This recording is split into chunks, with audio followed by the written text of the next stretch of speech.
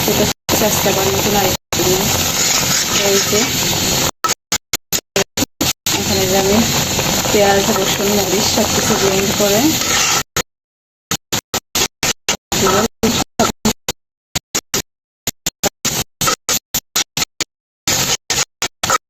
সেই যে আমি নুডলস সেদ্ধ বসিয়েছি।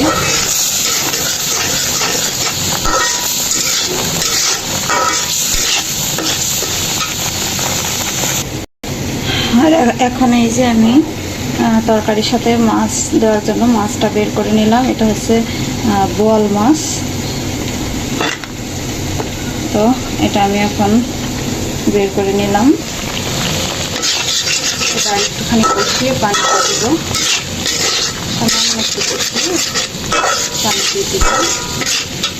আর এই যে আমি মুরগির মাংস ভিজিয়ে রেখেছি, এটাও আমি রান্না করব। তো ততক্ষণ সবাই সঙ্গেই থাকবেন। তো এখন এই যে নুডলসগুলো হয়ে গেছে, নুডলসগুলো ঢেলে নিয়ে চাটনিতে রেখে দিয়েছি ভালো করে ধুয়ে। আর এর পাশে এই যে একটু ডাল রান্না করেছিলাম, সেটা একটু আছে। আর এই সেই মশলাটা কষানো হয়ে গেছে। এখন আমি এটার ভিতরে পানি দিয়ে দেবো।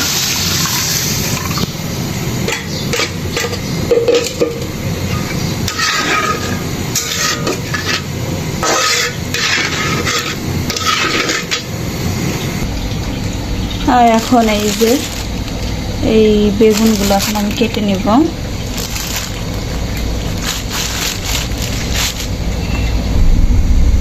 তো এই যে এখন আমি বেগুনগুলো কেটে নিয়ে এসেছি, বেগুনগুলো কাটা শেষ। এখন এটা সুন্দর করে ধুয়ে দিয়ে দিব।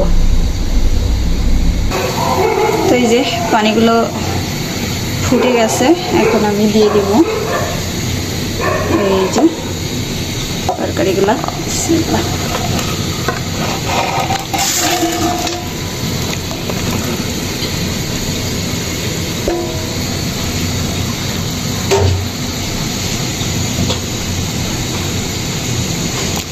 এখন একটু এই যে সুন্দর করে নাড়িয়ে সারিয়ে নিলেই রেখে দিব। আবার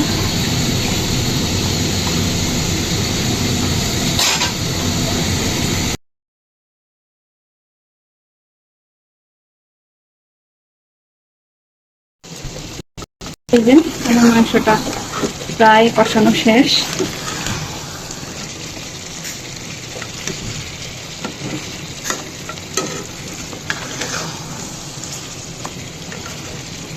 এখন আমি আর একটু নাড়িয়ে চাড়িয়ে তারপর পানি দিব।